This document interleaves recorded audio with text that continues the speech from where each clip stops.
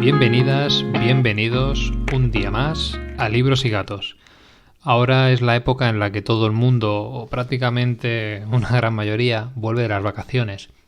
Y ahora es cuando yo me pregunto, ¿qué estará pasando con todos aquellos coleccionables que empezaban a aparecer casi en el último mes de agosto, anunciado en televisión, de colecciones de lo más absurdo, en las cuales, pues digamos que te ofrecían esa cierta felicidad o continuidad de el primer fascículo es gratis o muy barato y qué sé yo, había cosas muy locas como hacerte un coche, coleccionar plumas, para qué querías 100 plumas, da igual, montar cualquier tontería, coleccionables de guerra, colecciones de libros que realmente creo que nadie se leía y lo mismo si alguien se los ha conseguido leer, creo que incluso había letras que no tenían ningún sentido y todo eso lo he hecho un poco a faltar. No sé si es que ahora por la tele no lo dan o es que a lo mejor ya las colecciones ya han pasado de moda y eso quedará como el caso de los videoclubs que ya no existen o las cintas de cassette o una cinta VHS o tecnologías tan antiguas que suenan ya como el caso por ejemplo de un Discman o incluso un Walkman. Bueno, me voy por las ramas y esto en vez de un podcast parece que estoy aquí rajando y diciendo tonterías. Bueno, pues sí, va de libros, qué me he leído, de qué voy a hablar, a ver, cuéntame antes de que apague esto y te dé a bloquear. Vale, pues el libro que me he leído esta semana se llama Piensa claro, 8 reglas para descifrar el mundo y tener éxito en la era de los datos, escrito por Kiko Llaneras. A priori podría parecer un tocho libro que dices, ¿y a mí qué me estás contando de los datos? A mí no me gustan las matemáticas, yo no quiero leer esto. Y os tengo que advertir que es un libro que está escrito de una forma súper amena, con un lenguaje bastante claro de entender, independientemente de si te gusta o no la materia. Creo que la cualidad que tiene Kiko es hacerlo muy entendible. En el caso, por ejemplo, de explicar conceptos un poco más complejos que podían entrar dentro del campo de las matemáticas, de la estadística, sobre todo lo que aporta son unos claros ejemplos y te paras a pensar y decir, hostia, pues ahora sí que lo entiendo esto o le veo mucho sentido, ¿no? Y yo creo que es un poco lo que hace todo el conjunto del libro muy guay, o sea, muy fácil de leer y que vas pasando las páginas, anécdotas y todo y se hace súper entretenido. Y ahora sí voy a hacer un poco de pinceladas de lo que me ha parecido el libro, comentar algunas cosas, intentar aportar algo. Y ahora sí, empezamos. Voy a comentar un poco lo que más me ha llamado la atención. Evidentemente es un libro que os recomiendo, ¿vale? Que lo leáis detenidamente y cada persona pues cogerá, digamos, pues sus puntos de vista o lo que le ha parecido más interesante. Entonces yo tampoco quiero desgranarlo, sino simplemente comentar lo que me ha parecido, en mi caso, pues digamos, más relevante, ¿no? Una de las cosas que comenta es sobre todo que debemos evitar el reduccionismo causal. Y pensarás tú, qué palabreja, qué leches es esto que me estás contando. Esto básicamente viene a decir que normalmente nosotros siempre atribuimos las causas de algo a un fenómeno concreto, es decir, a una cosa solo. Pero la realidad, o analizando, digamos, todo lo que pasa, es que todos estos fenómenos tienen múltiples causas. Lo que pasa que nosotros, por nuestra condición, por nuestros sesgos, por nuestra sociedad, por como quieras llamarlo, nosotros al final lo reducimos todo a lo mínimo y siempre buscamos un único causante, ¿no? Qué sé yo, desde fenómenos meteorológicos, pasando por algo más extremo como una guerra, siempre lo reducimos a lo mínimo y tenemos que encontrar un malo, un bueno, qué pasa, qué no pasa, ¿no? Y este es algo que nosotros, digamos, tenemos muy adherido a nuestro ADN. Luego, por otra parte, nosotros tenemos, digamos, la percepción de que todo es demasiado complejo, de que todo tiene una elaboración muy grande, que en algunos casos es bastante compleja de asumir, ¿no? Pero si analizamos en el fondo de cómo la composición de todo eso tan complejo, nos damos cuenta de que realmente de lo simple emerge lo complejo. Por ejemplo, el caso de la secuencia del genoma humano. No sé si os acordaréis, ya hace ya algunos años se descubrió, digamos, se consiguió secuenciar todo el genoma humano. No sé si estoy diciendo una barbaridad o alguien me va a denunciar. Pero en total, según he anotado aquí, son 20.000 genes. Entonces, aparentemente parecen muchos o pocos. Yo os diría que son pocos, porque si cada uno de estos genes es el encargado de algo, de hacer algo o de aportar algo, nos damos cuenta de que son muy pocos, ¿no? Solo párate a pensar las miles de millones de características que tenemos y cómo solo con 20.000 genes son capaces de combinarlo y reproducirlo, ¿no? Pues entonces, en este caso, los científicos llegaron a la conclusión de que simplemente lo que se va haciendo es toda esa combinación de una forma, digamos, pues que interactúan entre ellas, se van desarrollando nuevas. Es decir, lo que se considera es que somos seres emergentes. No la suma de las partes, no existe un gen concreto que, por ejemplo, te haga ser más tímido o te guste leer, sino es la interacción entre todos estos 20.000 genes los que van creando nuevos, en este caso características que puedan ser físicas, pasando por psicológicas, por todas estas, ¿no?, que nos definen como ser humano. Entonces ahora cuando yo pensaba en este concepto me venía a la cabeza de aquello de, no sé si os acordáis o al menos a mí me quedó eso como muy marcado, decir, vale, ahora ya sabemos cómo funciona los genes, el genoma humano. Y entonces yo ya me monté la película de que podrían desarrollar personas, vamos, lo máximo, ¿no? Súper inteligentes, físicamente, vamos, que vivieran una eternidad. Bueno, todo, digamos, potenciarlo. Y la realidad es que se ha llegado que al final es una interacción de estos genes lo que se acaban desarrollando. Luego otro ejemplo que pone en el libro, que me ha parecido, la verdad, que bastante curioso, es el caso del vuelo de los estorninos. No sé si sabréis estas imágenes que se han visto de una, como si fueran oleadas o olas de pájaros que van volando y parece que forman como dibujos y parece que vuelan de una forma conjunta. Claro, aparentemente si lo ves así parece muy complejo. Entonces en el libro comenta que lo que se hizo fue aislar cada uno de esos pájaros y ver que realmente funcionaban o al menos se guiaban por 3 reglas simples. Entonces estas 3 reglas las pusieron como en un ordenador y se dieron cuenta de que realmente hacía como esas formas. Pero no seguía un patrón muy complejo, sino, es decir, de la simplicidad al final acaba emergiendo esa complejidad. Lo vemos sobre todo en la naturaleza. Por eso nos tenemos que fijar mucho de que realmente todo es bastante simple, pero a la vez este concepto tan simple emerge en cosas más complejas. Sí que es verdad que a lo largo del libro, pues bueno, hay algunos conceptos a nivel, digamos, de estadística, alguna cosa de matemáticas, pero no lo hace aburrido. Cuenta algunos fenómenos bastante divertidos que creo que, si no recuerdo mal, publicó en algunos artículos, como es el caso del fenómeno efecto cumpleaños, en el cual pues hacía un estudio que los jugadores de fútbol, sobre todo en primeras divisiones, había un porcentaje muy alto nacido en el mes de enero. Y entonces todo esto lo desarrollaba porque tenía una cierta lógica en el sentido de que evidentemente esos niños al nacer en enero estaban a nivel físico más desarrollados que niños que habían nacido, digamos, en meses más abajo, ¿no? Y hace como una serie de estudio que tiene todo el sentido, sobre todo lo recomiendo si podéis verlo por internet, y luego esto va relacionado con el tema de efecto en cascada. Son una serie de sucesos que se retroalimentan uno con el otro y cada efecto va sumando al anterior. Bueno, dicho así, suena un poco lío, ahora te estarás haciendo una película y dirás, pero ¿cómo hace un programa de esto? Que es que no me estoy enterando de nada. Pero te animo para que sigas ahí, porque al final hago unas pocas pinceladas de un poco lo más interesante y en el caso que quieras profundizar, pues bueno, siempre tienes el libro.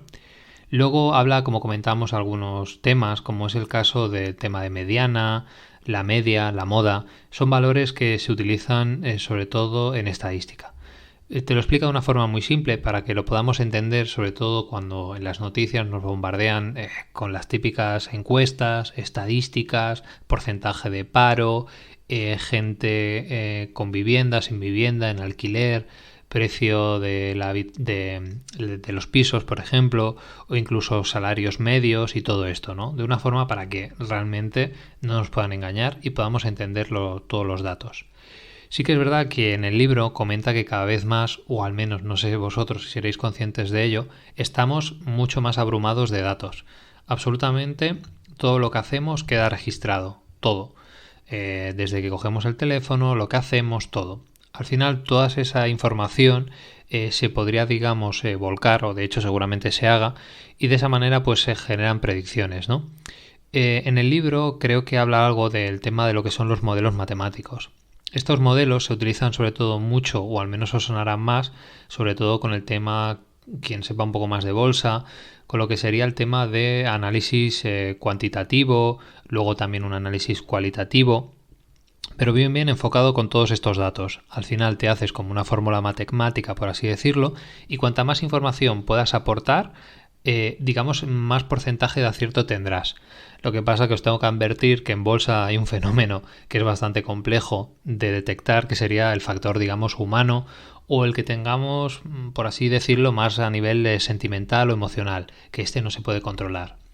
En el libro, que la verdad que lo enfoca muy futbolero, él comenta que en el caso, por ejemplo, creo que es en el béisbol, que sí que está mucho más parametrizado, todo lo que sería, pues, me lo invento, no tengo ni idea, batear, saques, carreras, tiempos por cada jugador, eso está, digamos, muy muy detectado, digamos, ¿no? Incluso hay empresas que se dedican a ofrecer, digamos, estos datos. En el caso del fútbol, por lo que sé, no está tan controlado. Entonces, él comenta, que creo que no sé si será así, hay alguna empresa que sí que está haciendo y anotando pues pases, fallos y todo esto, ¿no? Y pone algunos ejemplos con el caso de Cristiano Ronaldo cuando estaba jugando en el Real Madrid y, digamos, la cantidad de goles que marcó o algo así. Es muy muy interesante también de leer. Luego hay una parte que seguramente si escuches podcast o más o menos escuches este y escuches otros tantos, te sonará lo que son los sesgos cognitivos. Que bueno, que tampoco quiero entrar mucho porque la verdad que hay sesgos hasta en la sopa. Entonces, en este apartado pues me lo salto un poco, pero básicamente pues resumen rápido sería pues eso, nuestras creencias sumado digamos por una serie de factores que nos condicionan a la hora de actuar, ¿vale? Y luego hay una cosa que me ha parecido súper divertida, que ahora os voy a leer la frasecita a ver si alguien ahora mismo tiene capacidad de poderlo pensar, que dice así: correlación no implica causalidad. Vale, ¿cómo te quedas? ¿Lo tengo que traducir? Sí, yo también lo traduje, no pasa nada, aquí todos somos humanos. Esto viene a decir que dos cosas que ocurren a la vez no significa que una cause a la otra.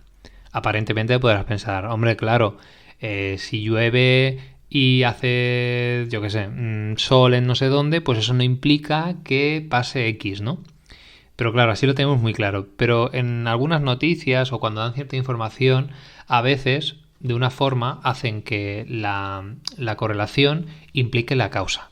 Y ahora os voy a leer una cosa muy, muy interesante y muy divertida. El hilo de lo que comentaba de la correlación no implica causalidad, en este caso fue una noticia muy divertida que un estudio que realizó un estudiante de Derecho en Estados Unidos mostró una correlación moderada y fuerte entre el número de películas que Nicolas Cage estrenaba en un año y el número de ahogamientos en piscinas en el mismo año, ¿vale? Esto es un estudio que podéis consultar por internet y veréis que es que cuadra, o sea que al final este hombre, cuantas más películas estrenaba en un año, más aumentaba el número de ahogamientos. Y pensaréis, ¿tiene relación? Sí, no. Pues en este caso es lo que hemos dicho, la correlación no implica causalidad, pero en este caso, casualmente, pues sí estaba pasando. Y bueno, si no sois muy fans de Nicolas Cage, si recordáis aquella película como Motorista Fantasma, la 1, la 2, o supuestamente en escenas que le pintaban pelo, o no sé, pero bueno, le perdonaremos porque hizo Kick-Ass y bueno, tampoco estuvo tan mal. Bueno, hay otra parte también que comenta que dice que, bueno, sonará a todos, ¿no? Que todo el mundo se siente muy especial. Todos vamos a hacer cosas increíbles, vamos, súper dotados, súper buenos en todo lo que hacemos. Y esto viene al caso de que supuestamente un emprendedor cree que su compañía, sobre todo, tiene un 70% de probabilidades de éxito, pero luego la realidad es que solo un 25% de estos emprendedores llega a los 5 años. Digamos que el ser humano de por sí tiene un exceso de confianza, que evidentemente este exceso de confianza entiendo yo que a nivel evolutivo pues nos ha hecho estar donde estamos, ¿no? O sea, es algo que entiendo yo que es necesario, ¿vale? Entonces en el libro él comenta como 6 puntos que lo caracteriza. Dice que sobre todo nos queremos por encima de la media y nos cuesta aceptar que somos mediocres. Es decir, jamás aceptaremos, por ejemplo yo, que soy un buen comunicador. Claro que sí, no soy una patata, o a lo mejor sí. Luego dice que somos pesimistas sociales y optimistas individuales. Lo que viene a decir que la sociedad está fatal, pero nosotros a nivel individual estamos muchísimo mejor. Y sobre todo, como no, confiamos en nuestras predicciones. Si yo digo que iba a llover, tiene que llover, o sea, es que es segurísimo. Y los reyes del yo ya lo dije, claro que sí, yo ya dije que pasaría esto y ha pasado. Pero claro, cuando dije que ha pasado y no pasó, pues como no lo digo, pues no ha pasado. Y sobre todo caemos en la falacia de la mala planificación. Sobreestimamos nuestra eficiencia y subestimamos el tiempo real que se tarda en hacer las cosas.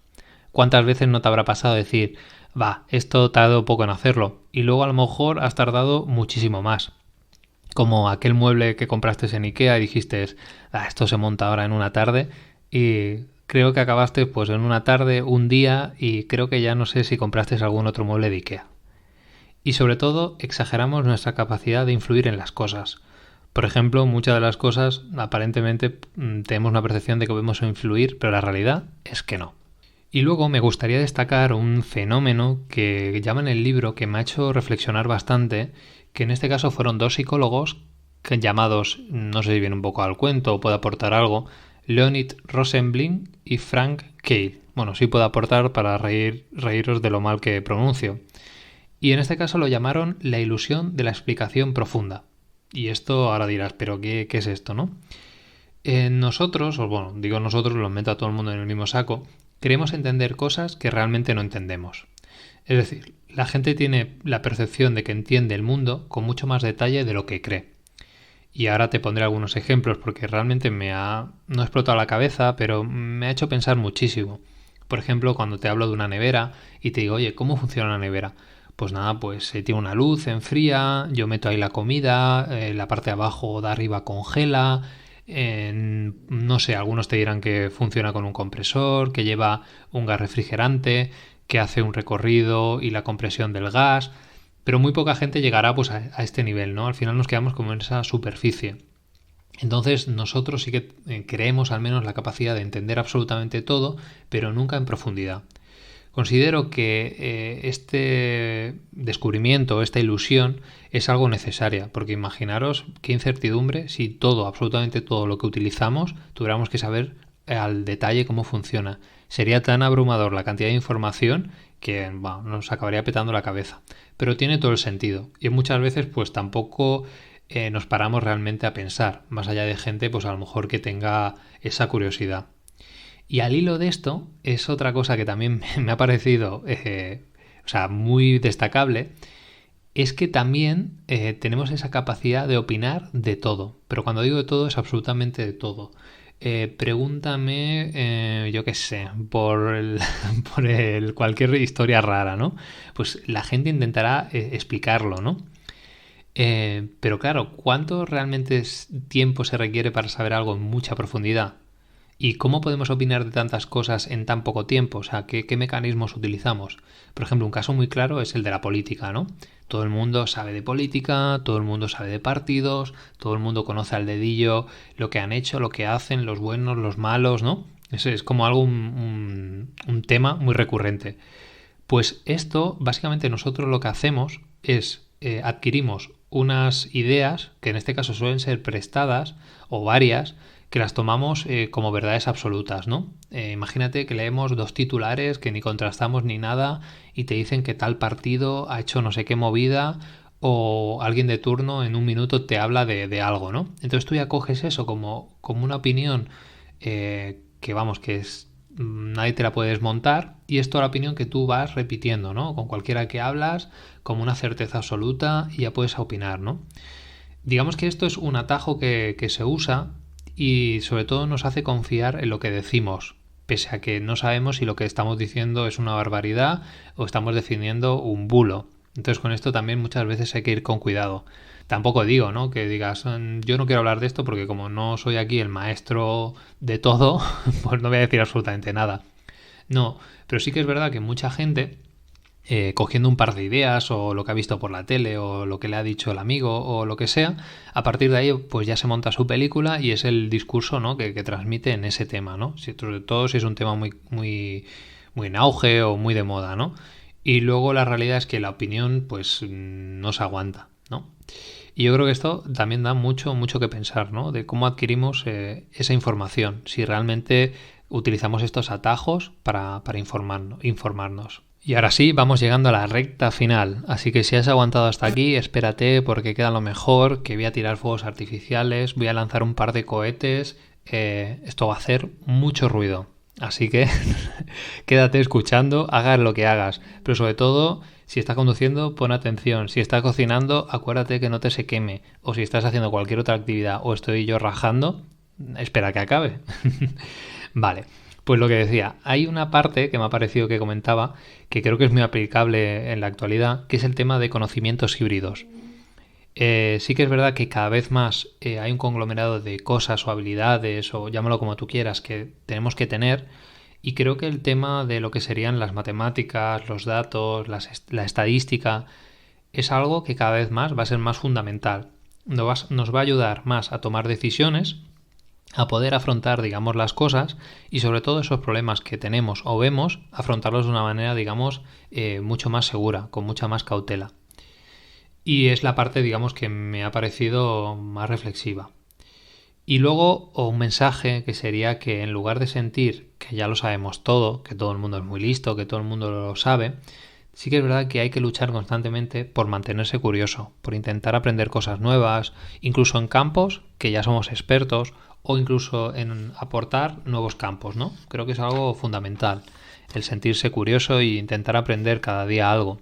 No de una forma beneficio, ojalá sí, ¿no?, que te pueda ayudar pues para crecer a nivel laboral, pero sobre todo más en lo personal, en algo pues que te mantenga vivo, que te guste o incluso descubrir algo que hasta ahora pues no sé, qué sé yo, la astronomía, la física, movidas así. Y bueno, para alguien que siga el podcast dirá, ¿no dijiste una vez que abrirías con una frase que haría reflexionar y qué tal? Pues sí, no, esto lo mantengo, me acabo de acordar ahora y lo tenía que anotado en la libreta donde apunto las chuletas.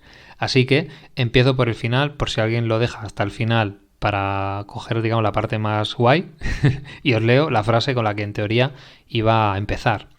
Y dice así, una parte de la realidad es el resultado del comportamiento de un montón de gente que no ha planificado aquello, sino que actúa de cierta manera, porque le conviene, por un impulso o por inercia.